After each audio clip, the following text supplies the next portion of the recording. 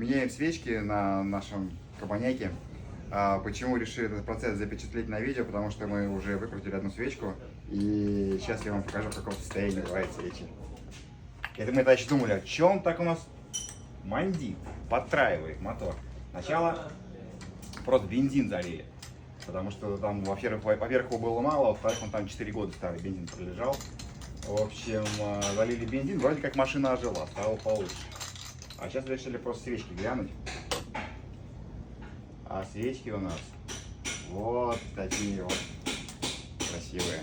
Вот такие вот у нас замечательные свечи. Лех, привет тебе. Я знаю, ты смотришь.